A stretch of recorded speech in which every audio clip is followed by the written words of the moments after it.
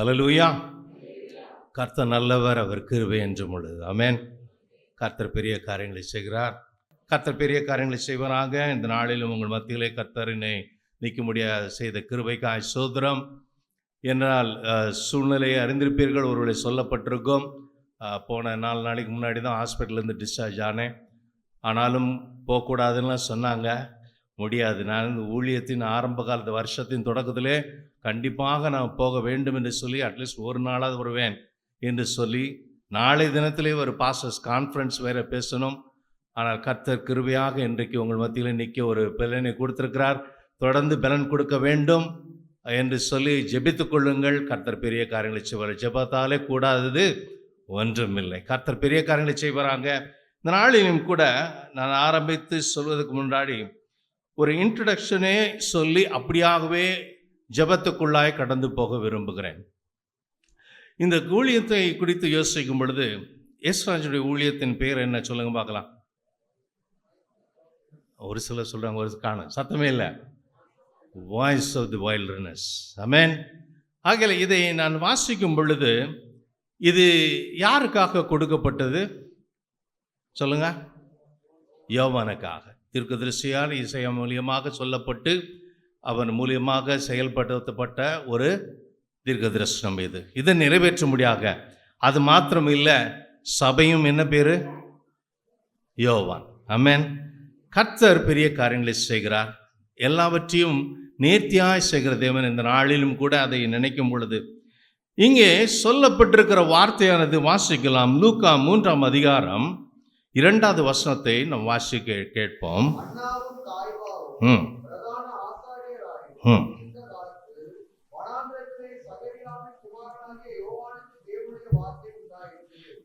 Amen. Voice of the one who cries in the wilderness. தமிழிலே போடும் பொழுது அந்த வார்த்தை மிஸ்ஸிங்காக இருக்கிறதுன்னு நினைக்கிறேன். வனாந்திரத்திலே உள்ள சத்தம் என்று சொல்லி, ஆனால் கூட ஒரு வார்த்தை இருக்கிறது, it's a cry in the wilderness. இன்றைக்கு ஊழியக்காரனுடைய இந்த நாளிலே சாதாரணமாக உங்களை அழைப்பதுக்காக அல்ல, ஒரு அழுகையோடு with a cry உங்களை அழைக்கும்படியாக இருக்கிற ஒரு நேரம் இது. ஆமென். சாதாரணமாக இல்லை, சும்மா கூடுகிறோம் என்று அல்ல. வனாந்திரத்திலே சத்தம் என்று சொல்லும் பொழுது தேவன் நமக்கு கொடுத்திருக்கிற காரியம், இவர்களை நீங்கள் அழைக்க வேண்டும் என்று சொல்லி ஒரு டிரான்ஸ்லேஷன் சொல்லுது இட்ஸ் a shout என்று சொல்லப்பட்டிருக்கு. இன்னொரு டிரான்ஸ்லேஷன் சொல்கிறது it's a calling of the Lord என்று சொல்லப்பட்டிருக்கிறது. எதுவாக இருந்தாலும் வனாந்திரத்திலே உங்களை அழைக்கும்படியான ஒரு சத்தம். ஏன்? ஆண்டவரை அறிந்தும் அறியாதபடிக்கு இருக்கிறவர்களும் ஆண்டவரை விட்டு விலகினவருமாக, தெரிந்தும் தெரியாதபடிக்கு தேவனுடைய காரியத்தில் ஈடுபடாதபடிக்கு வனாந்திரமான வாழ்க்கையில் இருக்கிறவர்களுக்கு சொல்லப்பட்டதை போல காணப்படுகிறது. அவர் யோவான் சொல்லும் பொழுது பின்பதாக அநேகரை அழைக்கிறான். விரியன் பாம்பு குட்டிகளே என்று சொல்லி அவர்களுக்கும் கொடுத்து அவர் சொல்லுகிறதை நாம் பார்க்கிறோம். ஆகவே அந்த அழைப்பை பெற்று நம்மளை யாவரையும் தேவனுடைய சமூகத்துக்கு வரும்படியாக பாதைகளை நீ என்ன செய்யணும்? செம்மைப்படுத்து என்று சொல்லி வேதம் சொல்லுகிறது. கர்த்தர் வருவதற்காக நம் பாதைகளை செம்மைப்படுத்த வேண்டும் என்று சொல்லி ஒரு பக்கம் இது இருக்கட்டும். இந்த அழைப்பை சொல்லும் பொழுது யோவானை அழைத்ததை போல இதை விளக்கங்களை பார்க்கும் பொழுது ஏசாயா தீர்க்கதரிசியும் ஆண்டவர் சொல்கிறார், பின்பதாக எரேமியாவை சொல்கிறார். அவர்களுக்கு வார்த்தை உண்டாகி என்ன செய்ய வேண்டும் என்று சொல்லி சொல்லப்படுகிறது. இது ஏன் சொல்லுகிறேன்? அழைக்கப்பட்ட அழைப்பு. உங்களை அழைத்தது கர்த்தர் அழைத்திருக்கிறார். அல்லேலூயா. அழைத்த தேவன் உண்மை உள்ளவர். ஆகிய செய்ய வேண்டிய வழிகளை அவர் போதிப்பார். ஏசாயா தீர்க்கதரிசிக்கு சொல்லும் பொழுது வார்த்தை உண்டாகி, நீ எசேக்கியா ராஜாக்கு போய் என்ன சொல்லுது 38:4 சொல்லுகிறது, உன்னுடைய ஜெபம் கேட்கப்பட்டது, உன் கண்ணீரை கண்டேன் என்று சொல்கிறார். இன்றைக்கு ஜெபத்தை குறித்து நாம் கேட்க முடியாம வந்திருக்கிறோம். எத்தனை பேர் சொல்ல முடியும் என் ஜெபம் கேட்கப்பட்டது, என் கண்ணீரை கர்த்தர் கண்டார் என்று சொல்லி? அல்லேலூயா. கர்த்தருடைய வார்த்தை தெளிவாக சொல்கிறது. இந்த வார்த்தை, இந்த தீர்க்க தரிசனமான வார்த்தை ஏசாயா சொல்லுகிறது 2வது பகுதி தான். முதல் பகுதியிலே ஆண்டவர் என்ன சொல்லுகிறாரு? நீ போய் சொல்லி உன்னுடைய வீட்டை ஒழுங்குபடுத்திக் கொள். You set right your things, you are going to be called. நீங்க இருந்து பரலோகத்துக்கு அழைக்கப்பட போகிறாய் என்று சொல்லி வார்த்தை வருகிறது. ஆனால் அவன் என்ன செய்கிறான்? சிவரு பக்கமாய் திரும்பி கொண்டு கர்த்தரிடத்தில் செய்த காரியங்களை அவன் நினைவூட்டுகிறதா இருக்கிறது. கர்த்தரிடத்தில் அவன் அறிக்கை எடுக்கிறான். ஆண்டவரே, நான் உமக்கு முன்பதாக குற்றமற்றவனாக நான் நடந்திருக்கிறேன் என்று சொல்லி, I have walked before you blamelessly. என்னுடைய கண்ணீரை நீர் காணும் என்று சொல்லி ஆண்டவரிடத்தில் அவன் மன்றாடுகிறதை நாம் பார்க்கிறோம். அதை கேட்ட பிற்பாடுதான் மீண்டும் ஏசாயா தீர்க்கதரிசி மூலியமாக அந்த வார்த்தை உண்டாகிறது. இன்றைக்கு நீங்களும் நானும் கூட தேவனுடைய சமூகத்திலே நாம் நன்மையான காரியத்தை செய்திருக்கும் பொழுது கர்த்தர் நிச்சயமாக உங்கள் கண்ணீரை காண்பார். அல்லேலூயா. ஆகிய தேவனுக்கு முன்பதாக நாம் செயல்படுத்த வேண்டிய காரியம், கர்த்தருக்கு முன்பதாக உத்தமமாய் நாம் நடக்க வேண்டிய ஒரு முக்கியமான காரியம். அவனுக்கு உடனடியாகவே ஏசாயா தீர்க்கதரிசி மூலியமாக ஒரு வார்த்தை உண்டாகிறது, தீர்க்க தரிசனம். இதே போல கர்த்தர் ஆபிரகாமுக்கு சொல்லும் பொழுது கூட ஆண்டவர் சொல்கிறார், you have to walk before me blamelessly. 17ஆம் அதிகாரத்திலே ஆதியாகமத்திலே நாம் பார்க்கிறோம் முதல் வசனத்திலே. அப்பொழுது அவனுக்கு வயது என்னவா இருக்கிறது? 99 இருக்கிறது. 16ஆம் அதிகாரத்தின் கடைசி வசனத்தை வாசிக்கும் பொழுது கர்த்தர் அப்ப எப்ப பேசுகிறார்? 86வது வயசுலே பேசுகிறார். இந்த இடைப்பட்ட காலம் சொல்ல வருகிறது. இதை வேத நிபுணர்கள் சொல்லுகிறார்கள், 86 வயசுக்கு பிற்பாடாக 99 வரையும் 13 வருஷங்கள் கர்த்தர் ஆபிரகாம்கிட்ட என்ன செய்யலையா? பேசலையா? ஆமென். அவர் கர்த்தருக்கு விரோதமாக என்ன செய்தார் தெரியல. மேபி ஆகாரோட சேர்ந்து ஒரு காரியமாக இருக்கலாம், இல்லை எலியாசாரை தன்னுடைய சந்ததியாக எடுக்க வேண்டும் என்று சொல்லியிருந்திருக்கலாம். ஆனால் கர்த்தர் அவரோட என்ன செய்யல? வெளிப்பாடுகள் கொடுக்கல, எதுவுமே பேசல. ஆனால் இங்கே ஏசாயா உடனே அழும் பொழுது ஆண்டவர் என்ன செய்கிறாரு? அடுத்த நிமிஷமே மறு உத்தரவு கொடுக்கிறார். அல்லேலூயா. அப்போ ஏதோ ஒரு காரியம், we have walked blamefully somewhere, எங்கேயோ ஒரு இடத்துல கர்த்தருக்கு பிரியமில்லாமல் நாம் நடந்திருப்போமானால் கர்த்தருடைய வார்த்தை நமக்கு வராது, தாமதிக்கலாம். அதை கர்த்தர் நமக்கு புரிய செய்து அதை மாற்றி போட வல்லவராக இருக்கிறார். ஆகிய இந்த நாளிலே உங்களுடைய ஜெபம் கேட்கப்பட வேண்டும் என்று சொன்னால் கர்த்தருடைய சமூகத்திலே நீங்கள் எப்படியாக நடந்திருக்கிறீர்கள் என்று சொல்லி நாம் என்ன செய்ய வேண்டும்? வாய்னால அறிக்கையிட வேண்டும். கர்த்தர் நிச்சயமாக அதை கேட்க வல்லவராக இருக்கிறார். அடுத்ததாக எரேமியாவை பார்க்கும் பொழுது 18ஆம் அதிகாரத்திலே இங்கேயும் அதே போல கர்த்தருடைய வார்த்தை உண்டாகி அங்கே ஒரு காரியத்தை நீ எங்கே செய்ய, you go to the potter's house, குயவன் வீட்டுக்கு நீ போ என்று சொல்லப்பட்டிருக்கிறது. அங்கே ஒரு சம்பவம் காணப்படுகிறது. இந்த ஜனமானவர்கள் என்ன செய்கிறார்கள்? ஆண்டவருக்கு விரோதமாக நடக்கிறார்கள். ஆனாலும் கர்த்தருடைய கிருபை அவர்களோடு எப்படி இருந்தது?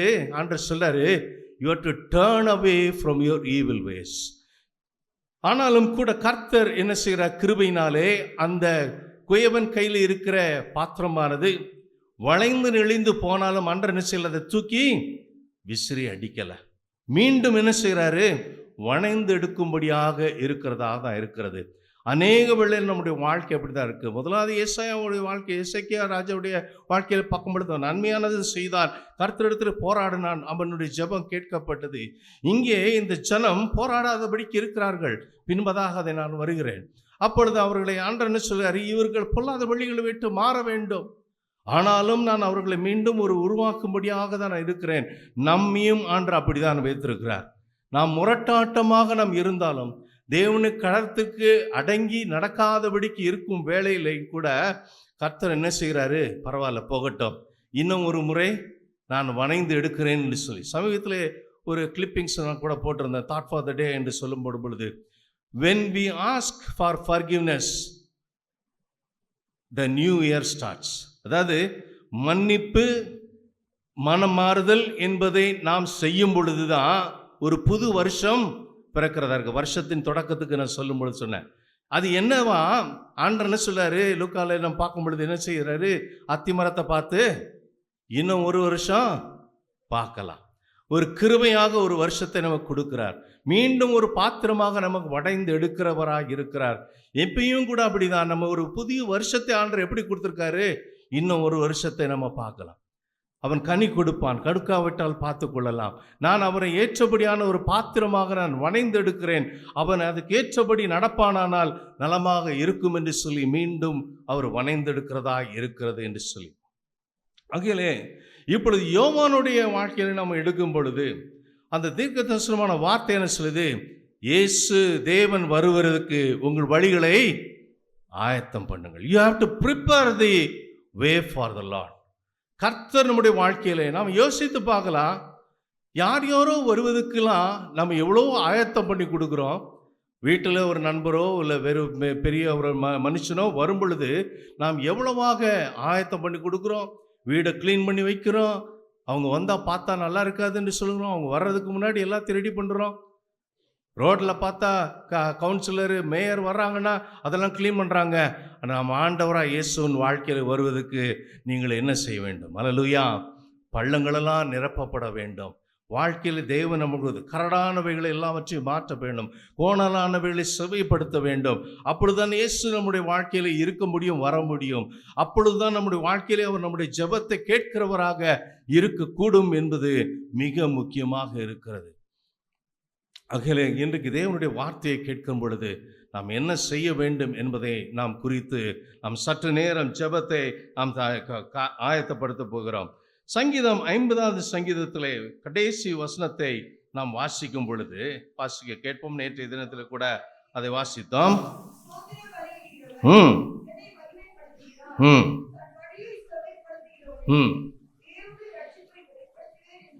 தேவனுடைய ரட்சிப்பை வெளிப்படுத்துவான். யாருக்கு? ஸ்தோத்திர பலியிடுவாங்க. அல்லேலூயா. வழிகளை செய்கிறவனாக. He prepares the way, the praising and the thanksgiving prepares the way for the Lord to come and give you the salvation. நீங்களும் நானும் எதிர்பார்க்கிற ஒரு ரட்சிப்பு, ஒரு விடுதலை, ஒரு சுகம் கிடைப்பதற்கு எது வேதுவாக இருக்கிறது? கர்த்தரிடத்திலே ஸ்தோத்திரம் செலுத்துகிறது. ஆகையாலே முதலாவது இந்த நாளிலே நான் உங்களுக்கு தெரியப்படுத்துகிறது, பிரேயர் என்பதை குறித்து என்னுடைய உள்ளத்தில் போட்ட ஒரு காரியத்தை சொல்ல விரும்புகிறேன். பிரேயர் என்கிற எழுத்து என்பதை நீங்கள் பார்க்கலாம். PRAYER. பெரும்பாலும் எல்லாம் படித்தவங்க தான். இல்லாதவங்களும் கூட நான் ப்ரேயருக்கு போகிறேன்னு தான் சொல்லுவாங்க. ஆகையில ப்ரேயருங்கிற வார்த்தை மிகுந்த ஈஸியாக ஞாபகம் வைத்துக் கொள்ளுகிறது. இந்த நாளிலே நீங்கள் ஜெபத்துக்கு போகும்பொழுது, ப்ரே பண்ணும் பொழுது நீங்கள் எப்படி பண்ண வேண்டும் என்று சொல்லி பல காரியங்களை நாம் கேட்டுக்கொண்டு வருகிறோம். ஒவ்வொருத்தருக்கும் அவங்களுடைய வெளிப்பாடுகளை மூலியமாக சொல்லி கொண்டு வருகிறோம். ஆனாலும் கூட இது ஈஸியாக நீங்கள் ஞாபகம் வைத்துக் கொள்ளலாம். எப்படி ஜெபிக்கலாம்? பிரேயர் என்று சொல்லுகிறோமே, பிரேயரை எப்படி ஞாபகம் வைத்து கொண்டு ஜெபிக்கலாம்? ஒரு ஆர்டராக இருக்கட்டுமே என்று சொல்லி நாம் கவனிப்போமானால், P is for praising the Lord. அல்லேலூயா. ஆகவே நீ பிரேஸ் பண்ணும் பொழுது 50 கடைசி வசனம் 23 சொல்லப்பட்டது, நீங்க பிரேஸ் பண்ணும் பொழுது கர்த்தர் என்ன செய்கிறாரு? ரட்சிப்பை காண்பிக்கும்படியாக வருகிறார். ஆகவே நீங்களும் நானும் தேவனை மகிமைப்படுத்த வேண்டும். நேற்றுக்கும் கூட ஜெபத்தை சொல்லும் பொழுது மகிமையிலே ஆரம்பித்து மகிமையிலே தேவனுக்கு என்ன செய்யணும்? முடிவு கொடுக்க வேண்டும். ஆகவே நீங்கள் கர்த்தரை நீங்கள் உயர்த்தும் பொழுது அவர் என்ன சொல்ற, என்னை உயர்த்தும் எல்லா ஸ்தானத்திலையும் நான் வந்து உங்களை ஆசீர்வதிக்கிற தேவன். அவர் உயர்த்தப்படணும். நாம் சாதாரணமாகவே ஒவ்வொரு யாரையாவது ஒருத்தர் விஐபி, நமக்கு தெரிந்தவங்க இல்லை சொந்த பந்தத்தில் ரொம்ப முக்கியமானவங்கள ஒரு கல்யாணத்துக்கு அழைப்புன்னா எவ்வளோ மும்முரமாக போகிறோம். தட்டெல்லாம் பழம், இன்னும் ஒரு சில இடத்துலலாம் பைசா வைக்கிறது வேற பார்த்துருக்குறேன். பைசாலாம் வச்சு அவங்களுக்கு ட்ரெஸ் எல்லாம் வச்சு கொண்டு ஒரு அழைப்பை கொடுக்குறாங்க. அவங்கள எவ்வளவா கனம் பண்ணுகிறாங்க. அப்போ நாம் கர்த்தர் நம்முடைய வாழ்க்கையில் வருவதற்கு நாம் அவரை எவ்வளோ கனம் பண்ண வேண்டும் இல்லையா? அது எவ்வளோ முக்கியமானது. அநேக வேளையில் ஏதோ ஜபம் என்னோட நேராக வந்து உட்கார்ந்தோமா ஒரு ஜபம் பண்ணோமா போனோமாங்கிறது அல்ல. எங்கே 2 இல்லை 3 பேர் என் நாமத்தின் நிமித்தமாக கூடும் பொழுது, அவர் நாமத்தை மகிமைப்படுத்தும் பொழுது அவர் அங்கே இருக்க வல்லவராக இருக்கிறார். அல்லேலூயா. ஆகவே முதல்ல praising. The P stands for praising. நீங்கள் பிரேஸ் பண்ணும் பொழுது துதி பெருகிறதா இருக்கிறது, உங்களுக்கு கிருபை பெருகிறதா இருக்கிறது. ஆகவே பிரேஸ் பண்ணணும் கர்த்தரை. கொஞ்ச நேரம் நம்ம ஏன் அநேக வேளையில் வார்த்தைக்குள்ளே போவதற்கு முன்பதாக பிரேஸ் அண்ட் வர்ஷிப் என்று சொல்கிறோம். நம் இருதயத்தை ஆயத்தப்படுத்த வேண்டும். அதுதான் யோவான் சொல்கிறார், வனாந்திரமா உன்னுடைய இருதயம் இருக்கிறது, இயேசு இல்லாதபடிக்கிறது, கரடு முரடாக இருக்கிறது. உன் இருதயத்தை நீ ஆயத்தப்படுத்து. ஃபர்ஸ்ட் மேன்மையான ஒரு கர்த்தர் எப்படி உன் வாழ்க்கையில வர முடியும்? அவர் வருவதற்கு உன்னுடைய ஆயத்தப்படுத்து. பள்ளங்கள் எல்லாம் சீர்படுத்தப்படட்டும், கோணலானவைகள் செம்மைப்படுத்தப்படட்டும். அப்பொழுதுதான் அவர் நம்முடைய வாழ்க்கையில் வருவார். ஆகையால் you have to praise the Lord. எவ்வளவு நேரம் முடியுமோ அவரை பிரேஸ் பண்ணுங்க. துதி எவ்வளோ நீங்கள் எடுக்கிறீங்களோ அவ்வளோ தூரம் அங்கே கர்த்தருடைய பிரசனம் அங்கே வரும். அல்லேலூயா. துதி எடுத்தாலும் சாத்தான் ஓடுவான். அல்லேலூயா. துதி தடைகளை உடைக்கக்கூடியதாக இருக்கிறது என்பதை அறிந்திருக்கிறோம். ஒருவேளை கர்த்தர் வர்றதுக்கு தடைகள் இருக்கும் பொழுது கர்த்தர் துதி நிமித்தமாக அதை உடைக்க வல்லவராக இருக்கா. அல்லேலூயா. அதுதான் மிக முக்கியம். The praising is so important in our life. ஆண்டவர் வருவதற்கு முதல் காரியம் நாம் என்ன செய்யணும்? We have to praise it. ஒருவேளை அடுத்ததாக பார்க்கும் பொழுது தி R stands for reconciliation.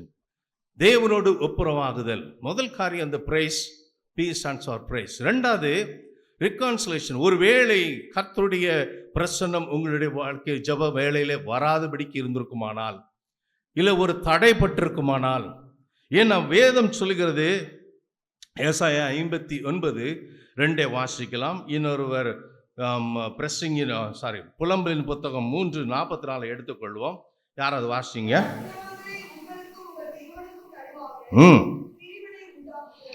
தேவனுக்கு முன்பாக உங்க என்ன பண்ணுது? ஆக்கிரமம் என்ன செய்யுது? பிரிவினையை உண்டாக்குறது. பாவங்களே செவி கோணாதபடிக்கு என்ன செய்யுது? ஆமென். ஆகவே நம்முடைய அக்கிரமங்கள், மீறுதல்கள், ஜெபம் உட்பிரவேசிக்க கூடாதபடிக்கு மூடிக்கொண்டிருக்க முடியாது இருக்கிற. புலம்பல் வாசிங்க. ஜெபம் உட்பிரவேசிக்க கூடாதபடிக்கு மேகத்தினால் நினைச்சிருக்கிறேன், மூடிக்கொண்டிருக்கிறேன். நீங்க ஒருவேளை எவ்வளவுதான் நீங்க குக்குரலிட்டு ஜெபித்தாலும் சரி, ஆண்டவருடைய வார்த்தை சொல்லுகிறது ஜெபம் உட்பிரவேசிக்கப்பட. ஏன்? நம்முடைய பாவங்கள், மீறுதல்கள் அதுக்கு என்ன செய்து தடையாக இருக்கிறது. அந்த தடை உடைக்கப்பட வேண்டும். அவர் மேகங்களுக்கு நான் மூடி இருக்கிறேன் என்று சொல்லுகிறார். அப்ப அடுத்த காரியம் நாம் செய்ய வேண்டியது என்ன என்று சொல்லி கர்த்தரோடு என்ன செய்ய வேண்டும்? ஒப்புரவாக வேண்டும். ஒருவேளை உன்னுடைய சகோதரனோடு உனக்கு எந்த ஒரு விரோதம் இருக்குமான, முதல்ல என்ன செய்ய? போய் அவனோட ஒப்புரவாயிட்டு வந்து அதுக்கப்புறம் உன்னுடைய காணிக்கைகளை செலுத்து என்று வேதம் சொல்லுகிறது. ஒப்புரவு ஆகாதபடிக்கு, தேவனோடு ஒப்புரவு ஆகாதபடிக்கு நாம் இருக்கும் வரையிலும் என்ன செய்ய முடியாது? ஆண்டவருடைய பிரசன்னத்தை நீங்கள் நானும் காண முடியாது. பிரசன்னம் வேணும் என்று சொன்னால் கர்த்தருடைய சமூகத்தில் நாம் எப்பொழுதும் அவரோடு ஒப்புரவாய்க்கொண்டே இருக்கணும். நமக்கு எந்த விதத்திலும் ஒரு விரோதம் இருக்கக்கூடாது. ஒரு பிரிவினை இருக்கு, அதுவே உங்களுக்கு பிரிவினையா இருக்கிறது என்று வேதவசனம் சொல்கிறது. ஜெபம் உட்பிரவேசிக்க கூடாதபடிக்கு இருக்கிறது. நீங்களும் நானும் எவ்வளோ மணி நேரம் உட்காந்து நீங்கள் பேசினாலும் சரி, பாடினாலும் சரி, ஆண்டவர் உள்ள வர முடியாது. முதல் காரியம் நீங்க என்ன செய்யணும்? you have to get it reconciled with the Lord.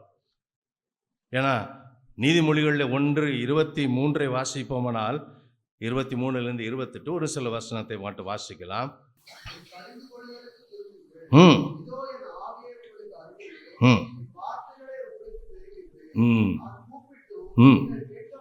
கூப்பிட்டும் நீங்க என்ன செய்யல? கேட்க மாட்டேங்கிறீங்க. ஆண்டவர் நம்மளை பல முறை கூப்பிட்டு இருக்கிறார். Prayer is a conversation. தேவனோடு நாம் என்ன செய்கிறது? பேசுகிறது. 2 பேரும் இருந்து பேசினால்தான் அங்கே ஒரு காரியம் நமக்கு தெரியப்படுத்தும். அநேக வேளையில் நீங்க பார்த்துருப்பீங்க, சிலர் நம்மளை பேசவே விடாம அவங்களே பேசிக்கிட்டே இருப்பாங்க. நேராக பேசினாலும் சரி, ஃபோனில் பேசினாலும் சரி, பேசவே விட மாட்டோம், அவங்க பாட்டுக்கு பேசிக்கிட்டே இருப்பாங்க. அதே போல் இன்றைக்கும் அநேக வேளையில் ஜெப வேளையில் என்ன செய்கிறாங்க? இவங்களே பேசிகிட்டு இருப்பாங்க. இது வேணும், அது வேணும், இங்கே இப்படி பிரச்சனை, அங்கே பிரச்சனை, வீட்டில் அந்த பிரச்சனை, எங்கள் வீட்டில் பிரச்சனை, இதே தான் பேசிகிட்டு இருப்பாங்க. ஆண்டவர் பேசுறதுக்கு இடம் கொடுக்க மாட்டாங்க. You don't give time for listening to the word of the God or is calling. தேவன் அழைக்கிற அழைப்புக்கு பேசுகிறதுக்கு என்ன செய்யறது இல்லை? செவி கொடுக்கறது இல்லை. அகிலே நாம் செவி கொடுக்கணும். ஆண்டவர் பேசுகிறதுக்கு இடம் கொடுக்கணும். அவர் பேசுகிற சத்தத்தை கேட்கணும். பின்பதாக சத்தத்தை குறித்து வரும்பொழுது ஒரு காரியத்தை சொல்கிறேன், போகட்டும். ஆகியவே நாம் செய்ய வேண்டியது முதலாவது காரியம், தேவனோடு ஒப்புரவாக வேண்டும். பாவங்களை என்ன செய்ய வேண்டும்? அறிக்கையிடுவர்களாக இருக்க வேண்டும். அதுதான் மிக முக்கியமானது. அப்பொழுதுதான் தேவரோட நீங்கள் நானும் என்ன செய்ய முடியும்? ஒப்புரவாக முடியும். அதுவரையும் ஒப்புரவாகவே முடியாது. எதுவா இருந்தாலும் கர்த்தருக்கு முன்னாடி அவ்வளவு தூரம் நன்மை செய்த எசேக்கியா ராஜாவே அதை மீண்டும் ஆண்டவருக்கு ஞாபகப்படுத்தினுக்கு பிற்பாடுதான் அவனுக்கு ஆண்டவர் மீண்டும் அந்த தீர்க்க தரிசனத்தை குறைக்க முடியாது செய்தார். ஆனால் அதே சமயத்தில் ஆபிரகாமுக்கு 13 வருஷங்கள் பேசவே இல்லை. ஆகையில நம்முடைய வாழ்க்கையில் ஒருவேளை சத்தம் கேட்காதபடிக்கு இருக்குமானால், அவர் கூப்பிட்டும் நம் பதில் கொடுக்காம இருக்கிறோமா, கேட்காம இருக்கிறோமா என்பதை நாமே நிதானித்து சோதித்தறிந்து கர்த்தரிடத்தில் என்ன செய்யணும்? ஒப்புரவாகுங்கள். இந்த ஒப்புரவாகும் பொழுது என்ன ஆகும்?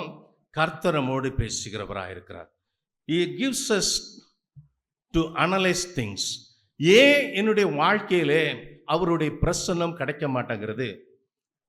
அப்போ ஆண்டு சொல்றாரு, நீ பண்ண காரியங்கள் என்று சொல்லி பாவத்தை நம்ம சொல்லுகிறோம். அதை நாம் சொன்ன உடனே ஆண்டர் என்ன சொல்றாரு? அவரோட ஒப்புரவாகிறோம். ஒப்புரவு ஆன உடனே காரியங்கள் நடப்பது அல்ல. அடுத்த காரியம் கட்டம் என்னன்னு சொன்னால், செய்த காரியங்களை தேவன் நமக்கு என்ன செய்வார்? வெளிப்படுத்தி காட்டுவார். என்னென்ன காரியங்கள் எனக்கு விரோதமாக நீ செய்த, எனக்கு விரோதமான காரியங்களை நீ பண்ணினபடினாலே என்று சொல்லும் பொழுது அவைகளை நாம் என்ன செய்ய வேண்டும்? சீர்படுத்தி கொள்ளப்பட வேண்டியதாக இருக்கிறது. மிக முக்கியமானது. The analyse things. P stands for prayer, praising. R for reconciliation. A for analyzing things. என்ன என்று கர்த்தரிடத்தில் என்ன செய்யணும்? அவர் சொல்லும் பொழுது அனலைஸ் பண்ணி பார்க்க வேண்டியது. இந்த அனலைஸ் என்று சொல்லும் பொழுது கடந்த நாளில் கூட நேற்றுக்கு இடத்துல கூட சேக்கப் அந்த பாயிண்ட் எடுத்தாப்புல யோசுவாவின் புத்தகம் 7ஆம் அதிகாரத்திலே 6ஆம் வசனத்திலிருந்து 11 முடிய பார்க்கும் பொழுது ஒரு காரியம். அங்கே இஸ்ரவேல் ஜனங்கள் தோற்று போகிறார்கள். அப்பொழுது யோசுவா வந்து கர்த்தரிடத்தில் கேட்கிறான், ஆண்டவரே எங்களுடைய தோல்விக்கு காரணம் என்று சொல்லி. கர்த்தர் சொல்கிறான், இந்த ஜனம்தான் முக்கியமாக காரணம் என்று சொல்லி ஆண்டவர் சொல்கிறார். அதான் சொன்ன, ஆண்டவரிடத்திலே நீங்கள் கேட்கும் பொழுது ஆண்டவருடைய தோல்விக்கு உன் ஜெபத்துக்கு ஏன் பதில் வரவில்லை என்று சொல்லி உங்களோட பேசுவார். பேசுகிறதை கேட்கணும். பேசும்பொழுது இப்படின்ன காரியங்கள் நீ செய்தாய், அது எனக்கு தடையாக காணப்பட்டது, என் விருப்பத்துக்கு மாறாக இருக்கிறது என்று சொல்லும் பொழுது அது தடையை ஆண்டவர் உடைக்கிறதுக்கு சொல்லி கொடுக்கிறார். அப்பொழுது அவர் சொல்லுகிறார், உன் ஜனம் செய்த காரியம்தான், அவரிடத்துல நீ போய் கேளு என்று சொல்லியான். உன்னுடைய யோசுவா என்ன செய்கிறான்? அங்கே ஏற்படுத்துகிறான். முதல் காரியம் என்ன தெரியுமா? அதில் எனக்கு ரொம்ப பிடித்தது, அநேக வேளையில் நம்மகிட்ட சொன்னோன்னா, இப்போ வீட்டுன்னு ஒரு குடும்ப தலைவனாக இருக்கலாம், இல்லை ஊழியத்திலே ஒரு முக்கியமாக இருக்கலாம். உடனே என்ன செய்ய தெரியுமா? இதுதான் பிரச்சனை அப்படின்னு சொன்னால் உடனே என்ன தெரியுமா பண்ணுவோம்? அங்கே தான் கையை காட்டும். நீ பிரச்சனை, நீ பிரச்சனை, இதுதான் பிரச்சனை என்பதை காட்டுகிறோம். ஆனால் யோசுவா என்ன செய்கிறான்? தானும் தன் வீட்டார் முதல்ல கொண்டு வந்து நிப்பாட்டுறான். அல்லேலூயா. முதல்ல நம்மளை வைக்கணும். அது குடும்பமாக இருந்தாலும் சரி, ஊழியமாக இருந்தாலும் சரி. உங்களுடைய தோல்விக்கு, உங்களுடைய ஏமாற்றத்திற்கு, ஜெபத்துக்கு பதில் வராதது என்ன காரணம் என்று சொல்லும் பொழுது நீங்களும் உங்கள் குடும்பமும் முதல்ல உங்களை வைக்க வேண்டும். ஆண்டவரே, இவர்களை நான் முன்னாடி நிறுத்துகிறேன், என்ன என்று சொல்லி எங்களுக்கு காண்பித்தருளும் என்று சொல்லி. பின்பதாக வரும் பொழுது ஆக்கானை குறித்து காண்பிக்கிறார். அவன் செய்த ஒரு காரியம், உலகத்தின் காரியங்கள் அவனுக்குள்ளாக இழுத்து கொண்டது. அந்த சால்வை மேலேயும் அந்த தங்கத்து மேலேயும் வெள்ளி மேலேயும் அவன் ஆசை கொண்டபடியினாலே இன்னைக்கு அநேகர் உலகத்தின் ஆசை நிமித்தமாக அவங்க என்ன செய்கிறாங்க? அறியாமல் சில காரியங்களை செய்கிறாங்க. ஆகையாலே குடும்பத்திலே தடையாக காணப்படுகிறது, இல்லை ஊழியங்களிலே தடையாக காணப்படுகிறது. ஆனால் சொல்கிறார் ஆண்டவர், இதை நீ என்ன செய்ய? அகட்டி தான் போடணும். கடைசியில் நடந்தது நமக்கு எல்லாருக்கும் தெரியும். அவரை கல்லால் எறிந்து அவர்களை என்ன செய்தாங்க? அடித்து போட்டார்கள். அகிலே அவருடைய காரியம் நாம் ஒன்றும் கல்லால் அடிக்க வேண்டாம். கடைசியில் தேவன் என்ன சொல்கிறார்? நாம் யாரும் மன்னிக்க வேண்டும். ஆமென். அகில மன்னிப்பை நம்ம அவனுக்கு அருளும் பொழுது கர்த்தர் அதை அறிந்திருக்கிறார். ஜெபத்திற்கு தேவன் என்ன செய்வார்? Analysing things, what has happened in your family, in your ministry or in your business. எங்கெங்கே உன்னுடைய வாழ்க்கையில் என்ன தவறு நடந்ததே ஆண்டவர் சொல்ல திட்டமாக இருக்கிறார். அதான் நீதிமொழியில் வாசிக்கும் பொழுது அவர் பேசுகிறார், கூப்பிடுகிறார்.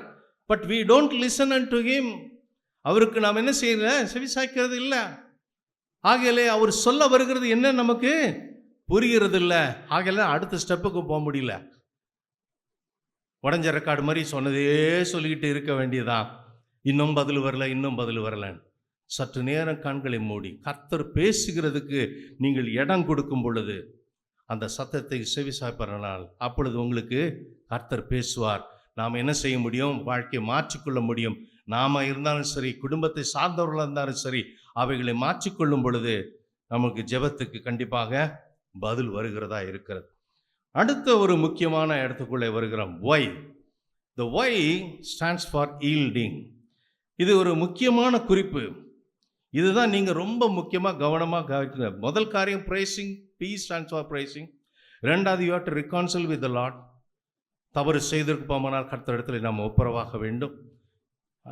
ஏ ஸ்டாண்ட்ஸ் ஃபார் அனலைசிங் திங்ஸ். ஆண்டவர் நம்மளோட பேசும் பொழுது இதுதான் பிரச்சனை, இந்த பிரச்சனையை நீ விட்டு விலகு, இல்லை உன் குடும்பத்தில் இருக்கிற கர்த்தரை நீ அகற்றி போடு என்று சொல்லுகிற பொழுது, அந்த அனலைஸ் பண்ணும் பொழுது you have to change it.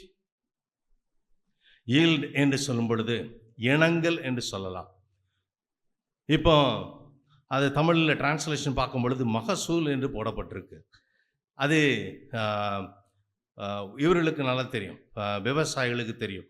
நாம் என்ன விதைக்கிறோம், எவ்வளோ கடினப்பட்டு அந்த இடத்தை பதப்படுத்தி உழுது அந்த இடத்துல என்ன செய்கிறோம், ஒரு விதையை விதைக்கிறோம். அந்த விதையானது எவ்வளவான ஒரு விளைச்சலை கொடுக்குது. இட் ஈல்ட்ஸ். ஒரு மரமானது வளர்ந்து கனி கொடுக்கிறது. இட் ஈல்ட்ஸ். நாம் எதை விதைச்சு எதை செய்கிறோமோ அது என்ன செய்யணும், கனி கொடுக்க முடியாத. It should yield. இணங்கும். ஆண்டவர் நமக்கு சொல்லிட்டாரு இதுதான் பிரச்சனை என்று சொல்லும் பொழுது இதில் இருந்து நாம் என்ன செய்ய வேண்டும், அதுக்கு காரியங்களை செயல்படுத்தணும். அதான் yielding for what God has told us. கர்த்தர் நமக்கு என்ன சொன்னாரோ சொன்ன காரியங்களை புரிந்து கொண்டு அதுக்கு என்ன செய்யணும், நம்ம விட்டு கொடுத்து செயல்படுத்தணும். ஈல்டிங்க. அதை சொல்றத கேட்டு செய்யணும். அதை நாம் என்ன செய்யறது இல்லை, முதல்ல காதலே வாங்கிறது இல்லை, சொல்லுகிறத கேட்டு அதன்படி செய்யணும். அதுதான் மிக முக்கியமான ஒரு காரியமா இருக்கிறது. எரேமியாவின் புத்தகத்திலே 18 நாம் வாசித்தோம். நான் அதை தான் அப்பதே சொன்னேன். 18ஆம் அதிகாரத்திலே 11ஆவது வசனம் வாசிங்க. ம் ம் ம் ம் ம் ம் ம்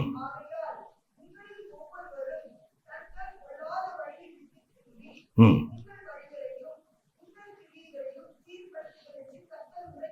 சீர்படுத்தும்படியாக கர்த்தர் உங்களுக்கு உரைக்கிறவராக. So turn away from their evil ways.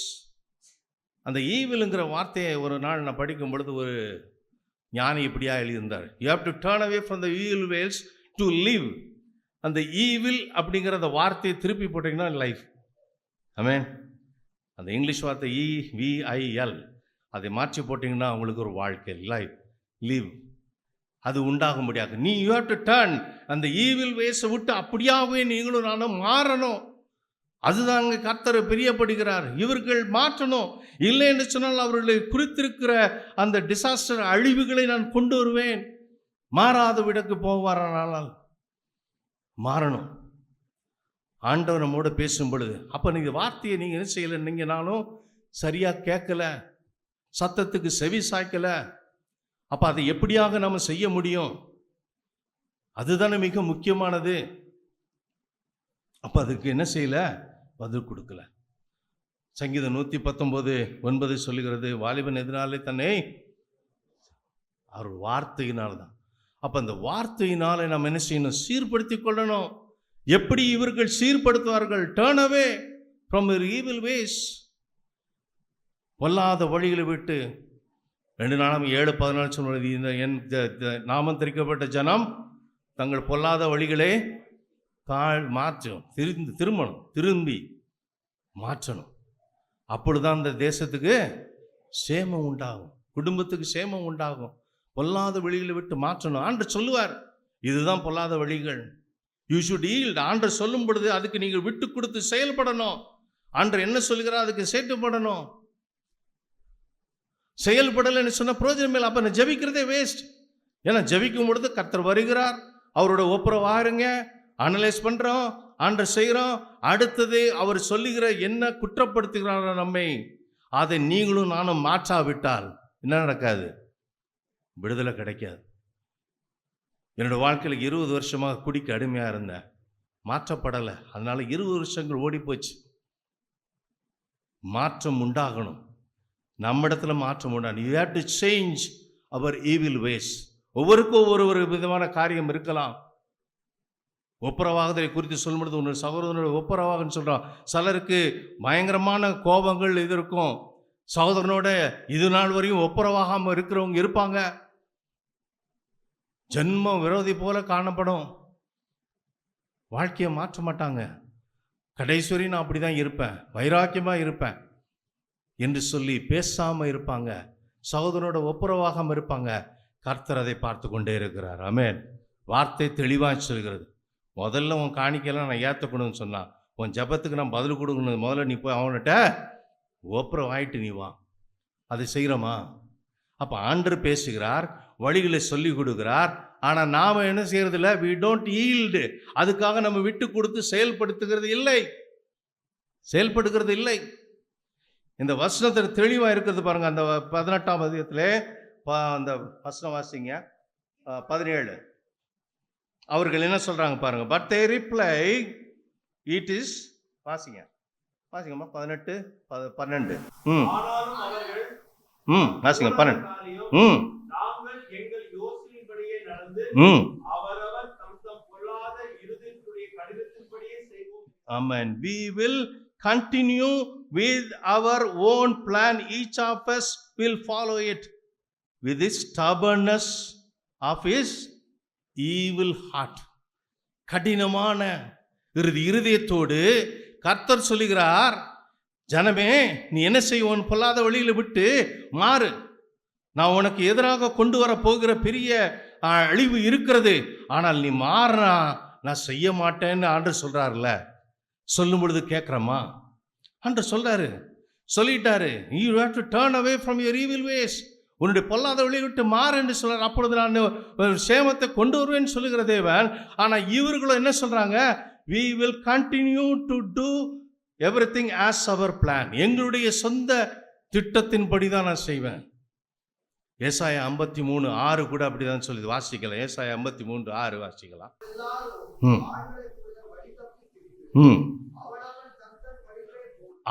அவன் தன் வழியிலே போனோம். இங்கேயும் அப்படிதான். பொல்லாத வழியில் விட்டு மாறுனா நாங்க மாற மாட்டோம். நாங்க எங்க சொந்த பிளான்ல தான் போவோம். நீங்க சொந்த பிளான்ல போனா அப்ப ஆண்டவர் என்ன சொல்றாரு? do not lean unto your own understanding. உன்னுடைய சுய புத்தி மேலே நீ சாயாதபடிக்கு trust in the Lord. கர்த்தரை நீ சார்ந்திரு, உன் சுய புத்தி மேலே சாயாத. ஆனா இவங்க என்ன சொல்றாங்க? எங்க சுய புத்தி மேலே எங்க பிளான் படி தான் நான் போவேன், நீ சொல்றத நான் கேட்க மாட்டேன் இல்லையா? இன்னைக்கு அநேகருடைய வாழ்க்கை அப்படிதான் இருக்கு. நான் என்ன பிளான் பண்ணணும் அதுதான் நடக்கும். அது வீட்டில் இருந்தாலும் சரி, வெளியில இருந்தாலும் சரி, யாராக இருந்தாலும் சரி. ஆண்டவருக்கே அவங்க அப்படிதான் சொல்றாங்க, we will walk in our own plan. அந்த பிளான் சக்சஸாக இருக்குமா? இருக்காது. Man may plan things but God directs its step. மனுஷன் பிளான் பண்ணலாம், ஆனால் நடைகளை உறுதிப்படுத்துகிறது கர்த்தர். அவர் தான் நடைகளை உறுதிப்படுத்துவார். நீங்களும் நானும் போக வேண்டிய வழியை அவர் உறுதிப்படுத்துவார். He says, நீங்களும் நானும் மாறணும். என்ன ஒரு காரியம் நம்மளுடைய வாழ்க்கையிலே தடையாக இருக்கிறதோ, ஜெபத்திற்கு பதில் வராதபடிக்கு தாமதித்துக் கொண்டிருக்கிறதோ, அப்போ ஆண்டவர் சில காரியங்களை சொல்லி கொடுக்கிறார். இதுதான் உன் பிரச்சனை, நீ மாற்றிக்கொள்வாயாக என்று சொல்கிறார். நாங்களோ மாற்ற மாட்டோம் என்று சொல்லுகிறார்கள். இன்னைக்கு அநேகர் அப்படிதான் இருக்கிறாங்க. இன்னொரு வசனம் அடிக்கடியாக என் சபையில சொல்லுது உண்டு. அதே எரேமியாவின் புத்தகம் 6ஆம் அதிகாரம் 16ஆம் வசனத்தை எடுங்க. 6:16. வழிகளில் நின்று எவை என்று கேட்டு விசாரித்து நல்ல வழி எங்கே என்று பார்த்து அதிலே நடவுங்கள். அப்பொழுது உங்கள் ஆத்துமாவுக்கு இளைப்பாறுதல் கிடைக்கும். தேவன் நம்ம ஆத்துமா இளைப்பாறுதற்காக ஆண்டவர் வழி வகுத்து நமக்கு காட்டுகிறார். ஆனால் மனுஷனும் என்ன செய்யறாங்க? அடுத்த வருஷம் வாசிங்க பின்னாடி. அடுத்து தொடர்ந்து.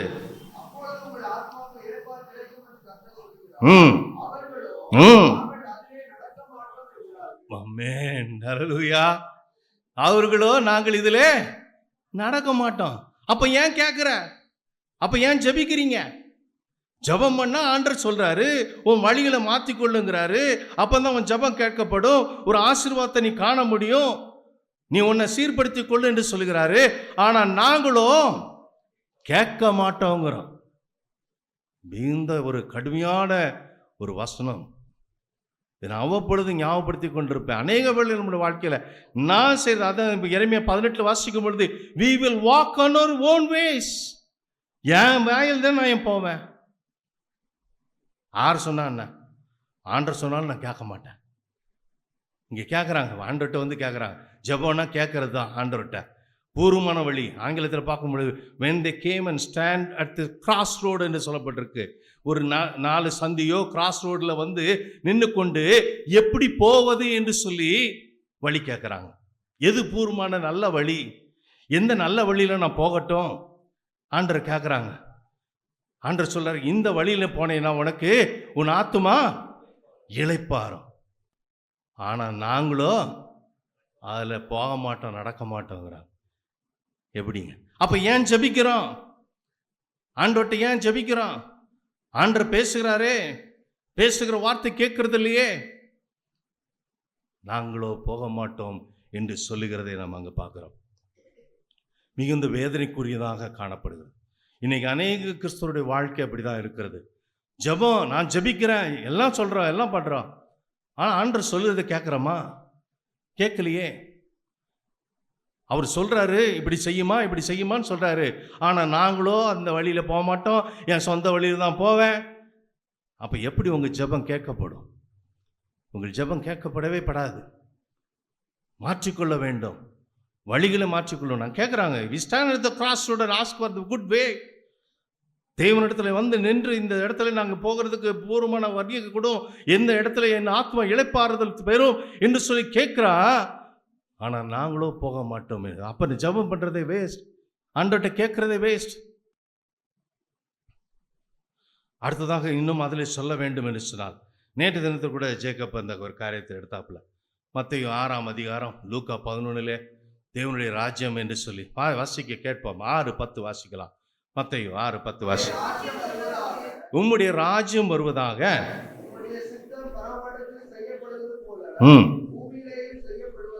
Amen. Thy kingdom come and thy will be done on heaven or in the kingdom or in your place. In your place. உங்களுடைய வாழ்க்கையில பூமியிலே செய்யப்படுவதாக.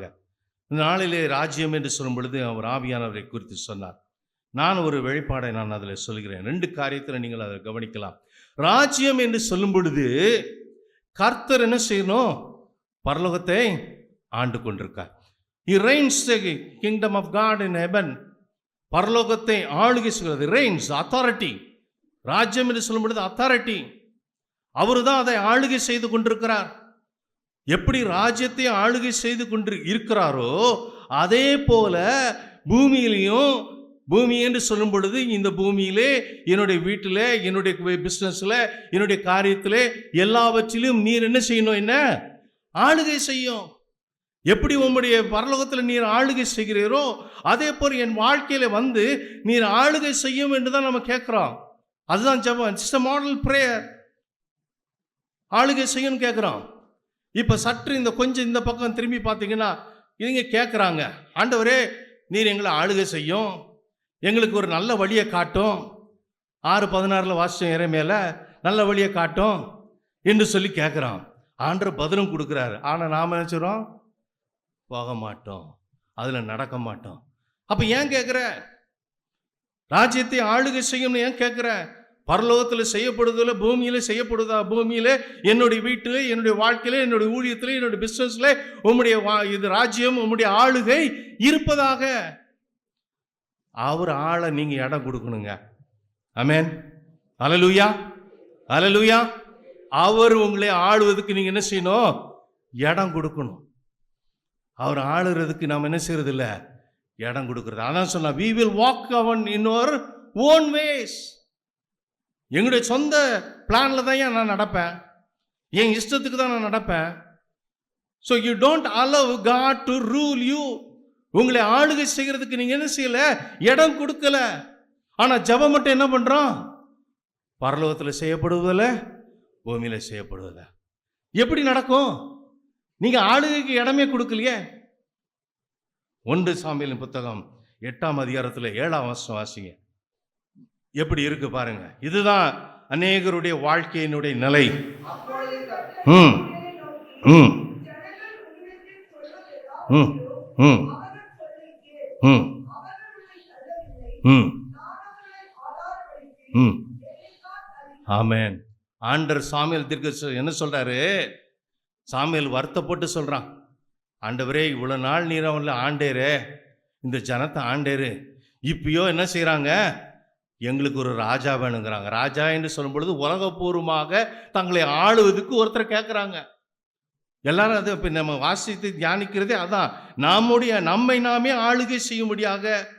ஏன் சொந்த இஷ்டத்தின்படி என்னுடைய பிளான் படி தான் போவேன்னு சொன்னா, நான் என்னை ஆளுகை செய்து கொண்டிருக்கிறேன், இல்லை இந்த உலகம் என்னை ஆளுகை செய்து கொண்டிருக்கிறது.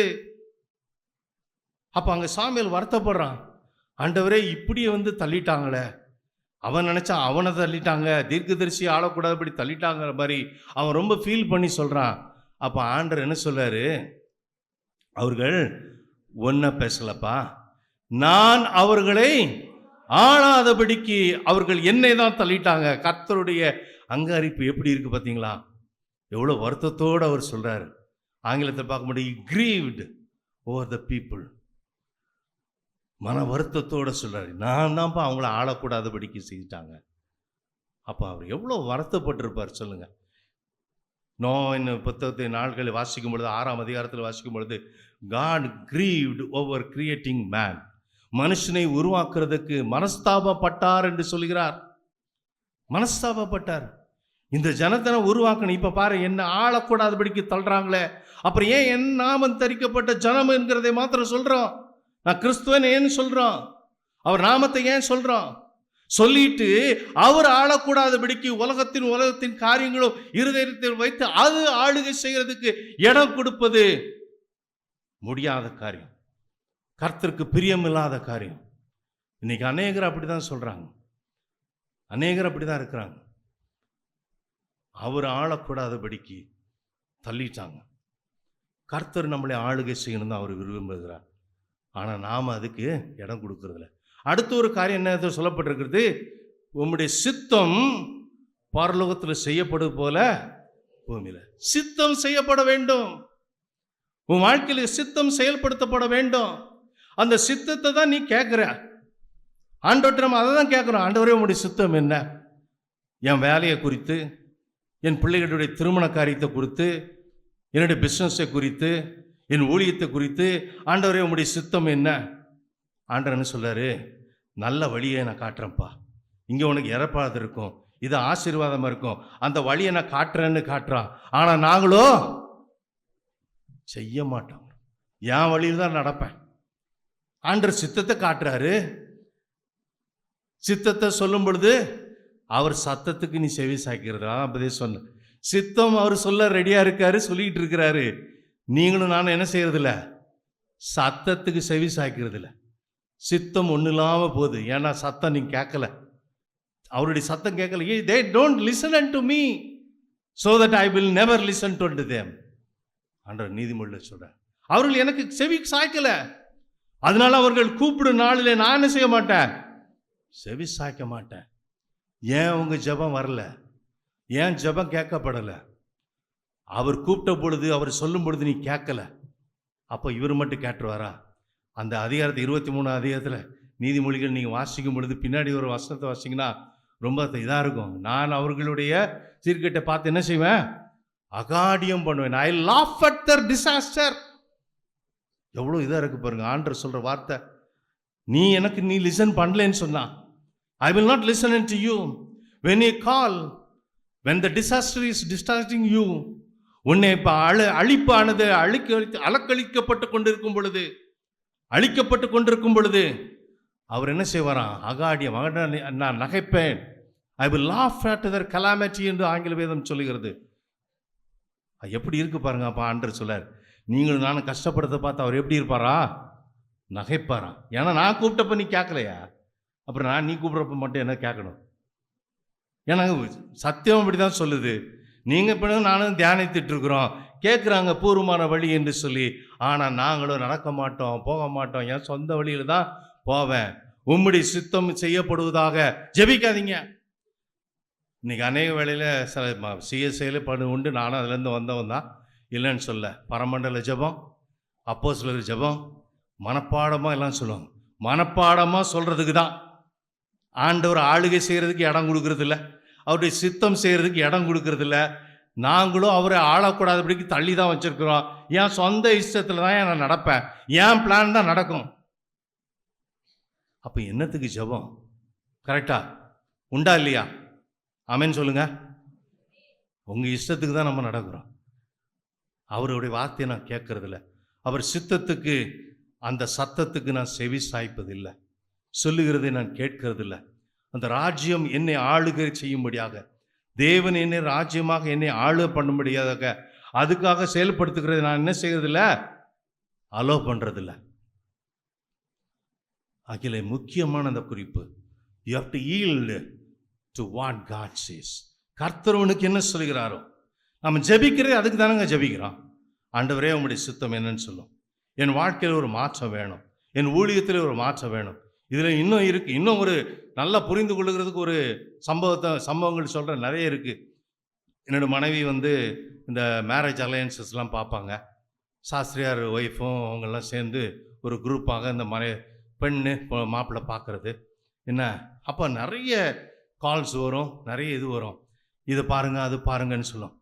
என்னதான் பார்த்து ஓரளவுக்கு மேட்சாக ஜெபம் பண்ணி கொடுத்தாலும் என்ன, அவங்க வழி தான் சொல்லுவாங்க. மாப்பிள்ளை ஹைட்டாக இல்லை, பொண்ணு சிவப்பாக இல்லை, வீடு இல்லை, எதையாவது ஒன்று சொல்லுவோம். அப்போ ஏன் சித்தத்தை பார்க்க சொல்கிற? சித்தத்தை ஏன் பார்க்க சொல்கிற? சித்தம் பார்க்க சொல்லாதீங்க. பாஸ்டர்கிட்ட வரேன், இது பாஸ்டர் எங்களுக்காக உபாசி ஜெபிங்க பாஸ்டர், என்னுடைய மகளுக்கு திருமணம் ஆகலை, உங்களுடைய சித்தத்தை கேட்டு சொல்லுங்கள் பாஸ்டர். பாஸ்டர் போய் ஏதாவது தேவையில்லாமல் அவர் பாஸ்டர்கள் உட்காந்துருப்பார். ஆனால் இவங்க அவங்க சித்தத்தை தான் செய்வாங்க, அவங்க என்ன படுதோ அதான் செய்வாங்க. they will walk according to their own plan.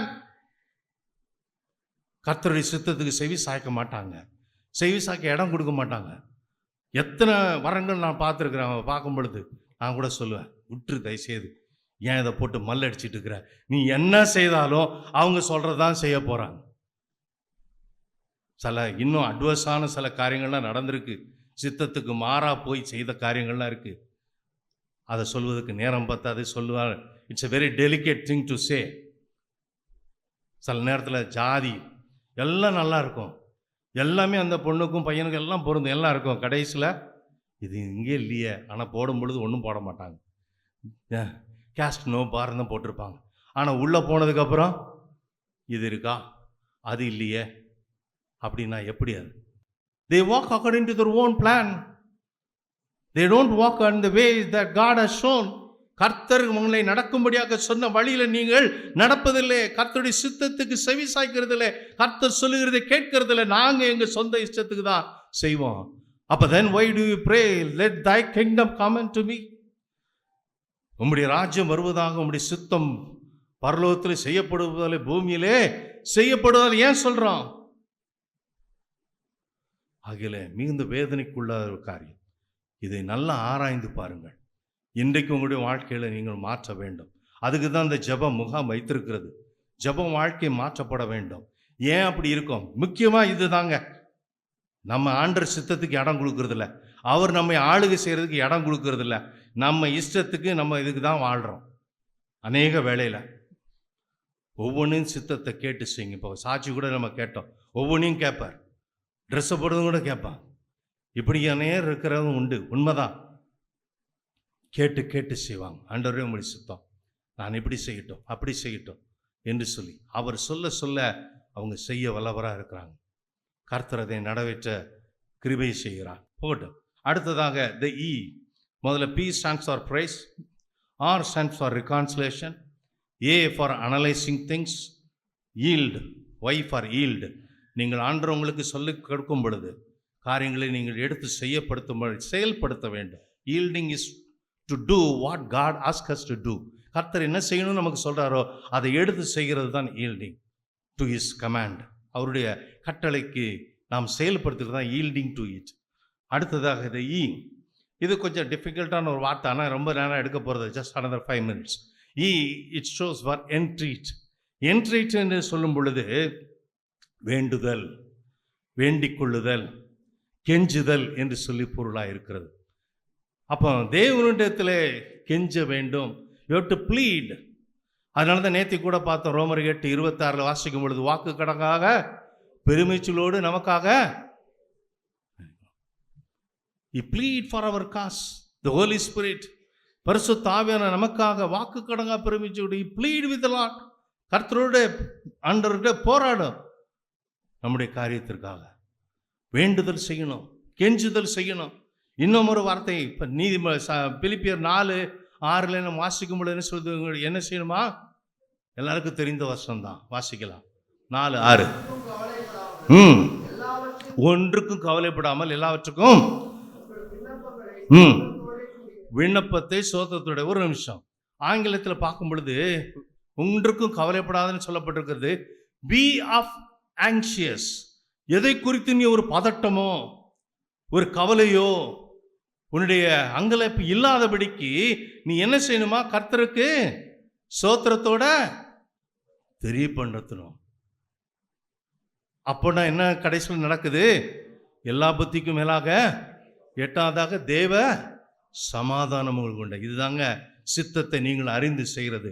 நீங்கள் தேவனுடைய சமூகத்தில் நீங்கள் ஒப்பு கொடுத்தீங்கன்னா, தேவனிடத்தில் நீங்கள் ஜெபிக்க கொடுக்கும் பொழுது உங்களுக்கு எந்த ஆங்ஷியஸ்னஸும் இருக்க வேண்டாம். ஏன்னா நான் கர்த்தரிடத்தில் சொல்லுகிறேன். அல்லேலூயா. அவர் எல்லாத்தையும் வாய்க்க செய்வார். சோத்திரத்தோடும் விண்ணப்பத்தோடையும் அவருக்கு தெரியப்படுத்துங்கள்.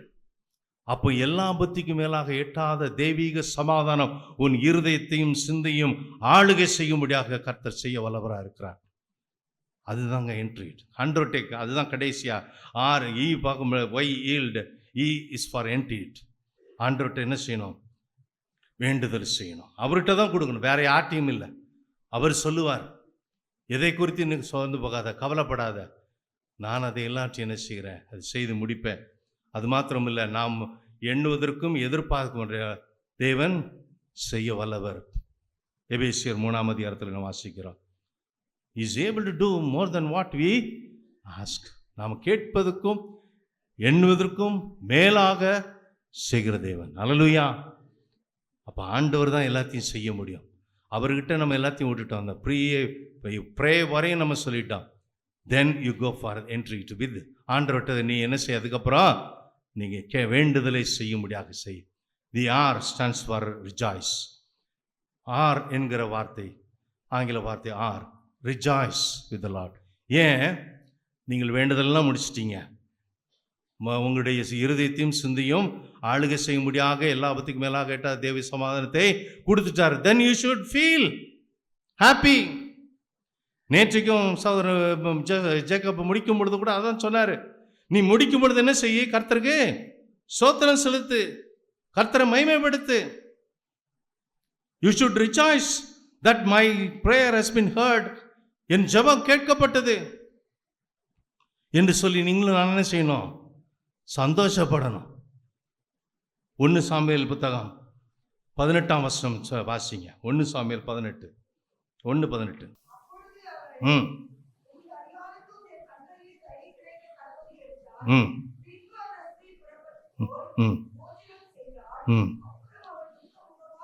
அப்புறம் அவள் துக்கமுகமாய் காணப்படவில்லை. அன்னாளை குறித்து சொல்லப்பட்டிருக்கிறது. நீங்கள் வேண்டுதல் செய்திட்டீங்கன்னா அதுக்கப்புறம் உங்க முகம் எப்படி இருக்கணும்? துக்கமுகமாக இருக்கக்கூடாதுங்க. அநேகர் பார்த்துருக்குறேன், வரும்பொழுது சபைக்கு எப்படி வராங்களோ அப்படியே ஒரு மாதிரி தான் இருப்பாங்க, போகும்பொழுதும் அப்படியே தான் இருப்பாங்க. அப்போ என்னையா இருக்குது? நீங்கள் ஜெபம் பண்ணிட்டேன்னு உங்கள் முகம் எப்படி இருக்கணும்? பிரகாசமாக இருக்கணும். என் ஜெபத்தை ஆண்டவர் கேட்டார். அதே 2ஆம் அதிகாரம் 1ஆம் வசனம் வாசிங்க. 1 சாமுவேல்ல என்ன சொல்லுது பாருங்க. இருதயம் கர்த்தருக்குள்ளே களி கூறுது, என் கொம்பை. ஆமென். அல்லேலூயா, அல்லேலூயா. நீங்கள் ஜெபித்து போகும் பொழுது கர்த்தர் உங்கள் கொம்பை உயர்த்த வல்லவராய் இருக்கிறார் என்பதை அந்நாள் அறிந்திருக்கிறார். ஆகையால் அவளுடைய முகமும் துக்க முகமாக காணப்படவில்லை. He rejoiced that God has heard my prayer. இந்த நாளிலே நீங்கள் உங்களுடைய வாழ்க்கையில் இன்னைக்கு வந்திருக்கீங்க. நீங்க போகும் பொழுது உங்க முகம் எப்படி இருக்கணும்? என்ன சத்தமே இல்லை? பசி வந்துருச்சா? You should rejoice. துக்க முகமாக காணப்படக்கூடாது. இன்னைக்கு நான் கற்றுக்கொள்ள வந்தேன், ஜெபத்துல என்ன மாதிரி காரியங்கள் இருக்குன்னு பார்த்தேன், அதன்படி நான் செய்ய போறேன், என்ன ஒடுக்க போறேன் என்று சொல்லி சந்தோஷமாக நீங்க என்ன செய்யணும்? இங்கிருந்து கடந்து போகணும். ஆகையில நீங்க ஒவ்வொருவரும் இன்னைக்கு போகும் பொழுது சந்தோஷமா போகணும். தேவனுடைய சமூகத்துக்கு எப்போ வந்துட்டு போனாலும், என்னைக்கு இருந்தாலும் சரி, அது ஞாயிற்றுக்கிழமை இருந்தாலும் சரி, விடுதலை கூட்டமாக இருந்தாலும் சரி, இந்த மாதிரி ஜெப முகாமாக இருந்தாலும் சரி, வருகும் பொழுது எப்படி வருகிறோமோ போகும் பொழுது சந்தோஷமாக போகணும். பாரங்களை எல்லாம் இறக்கி வச்சுட்டு போகணும். இது சொல்லும் பொழுது ஒரு வழக்கமான ஒரு காரியம் சொல்லுவாங்க. ஒருவன் நிறைய கட்டுகளை விறகுலாம் எடுத்துட்டு ஒரு மலை பாங்கான இடத்துல நடந்து போகிறான். பின்னாடியாக ஒரு டெம்போ வருது, காலியாக தான் இருக்குது. அவன் என்ன செய்கிறான்? பார்த்தான், ஐயோ பாவம் பெரியவர், என்ன விறகு கட்டையெல்லாம் தூக்கி வெயிட்டாக தூக்கிட்டு போகிறார அப்படின்னு அவர் பக்கமாக நிப்பாட்டி, ஐயா பின்னாடி காலியாக தான் இருக்குது, பின்னாடி ஏறிக்கோன்னு சொன்னார். அந்த மனுஷனும் ஏறிட்டான். சரி, ரொம்ப சந்தோஷமாக இருந்தது இவருக்கு, ஒரு நல்ல ஒரு காரியத்தை நம்ம செய்தோம் அப்படின்னு சொல்லிட்டு இந்த மனுஷன் எப்படி இருக்கான்னு சொல்லி பின்னாடி திரும்பி பார்த்தா நின்றுட்டு தலையில் அந்த கட்டை வச்சுட்டே நிற்கிறான். இன்றைக்கி அநேக கிறிஸ்தவம் அப்படி தான் இருக்கிறீங்க.